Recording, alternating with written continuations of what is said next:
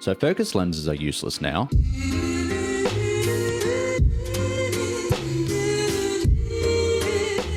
After you complete the second dream quest, you get access to focus and receive a focus lens. They provide focus for their Tenno school when equipped onto a Warframe or weapon, which you will need 50,000 focus to unlock each school apart from the one you chose at the end of the quest. But after you unlock all the schools, you can throw these in the trash thanks to the addition of the Zariman, as well as Eidolon hunting, but we'll talk about that later. Now in the Zariman, there are a few units that reward focus for your active school. The 2 Void Angels and the 2 Thrax units. Unlike what the wiki says, 1 dormant Void Angel will spawn in every Zariman mission apart from Void Armageddon, unless I'm blind, which is possible. This mission however spawns a Ravenous Void Angel after every 3 waves. Each Ravenous Void Angel rewards 7,500 focus, half the amount of which the dormant variant rewards, while both Thrax units reward 2,500 focus upon death. Before I show you the best mission for focus, it's possible to skip the orb phase when fighting Void Angels without Void Strike.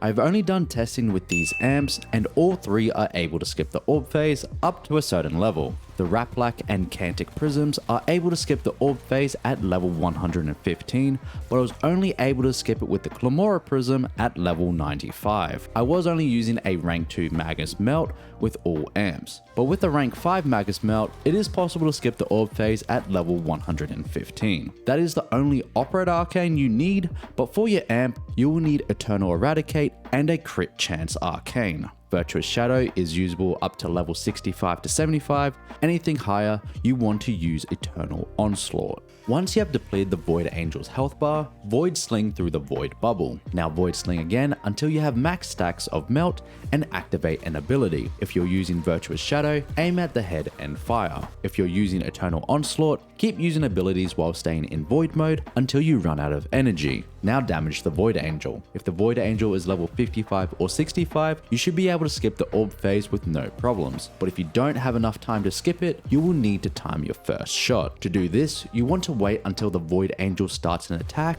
before you shoot it. It cannot spawn any orbs while it's in another animation, thus extending your damage window.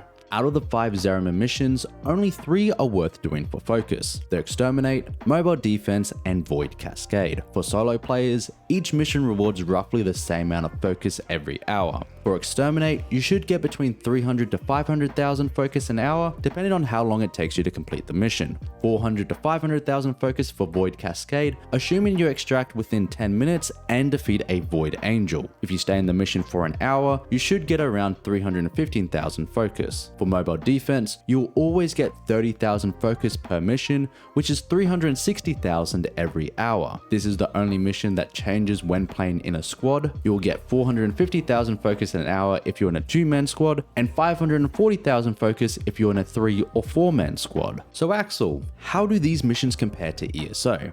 Good question. Since the faction and tile sets are predetermined each week, results will always vary. With that being the case, Zariman missions will generally provide more focus unless you have an affinity booster or have lure lenses installed on your Warframe and weapon. The focus rewarded from killing Void Angels and Thrax units are not affected by boosters, so if you have one and want Radiant Relics, ESO might be the way for you. No matter which you choose, it would take roughly an hour to reach your focus cap. It just depends on your setup. If you're wondering, these are the builds that I use.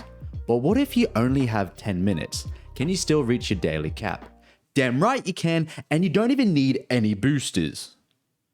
Oh, come on! The mission in question is Telesto on Saturn. It can reward upwards of 90,000 focus in under 2 minutes. This is with a lure lens equipped on both the Warframe and weapon, so on screen now is the conversion assuming you're using the same lens type on your Warframe and weapon. Just because I can get these numbers doesn't necessarily mean you can get them right away. Not only do we take advantage of the stealth affinity bonus, which does require a little skill to keep active, but the builds are slightly expensive. You want to use Banshee with Gloom Subsumed. And yes, you can use any Warframe, but you will only have a 2-second kill window compared to 8 or more seconds with a Gloom Banshee. The only necessary mods are Savage Silence and 100% knockdown resistance. This can be achieved with either Prime Sure-Footed or normal Sure-Footed, Power Drift, and Fortitude. Range, strength, and duration is personal preference, but I would recommend between 100 to 120% range. Arcane Consequence for additional mobility, which can be switched for Arcane Nullifier if you always run into these, and Arcane Energize for no energy problems. The only weapon you want equipped is a Kuva Brahma with a standard damage build. You don't need Hush because of Banshee's passive, but if you're using a different Warframe, you can switch Vigilante Supplies for Hush and equip Carrier with Ammo Case. This is my Carrier build, but if you're using Banshee, I would use a Smita Kavat with Charm. When in the mission, activate Silence and Gloom.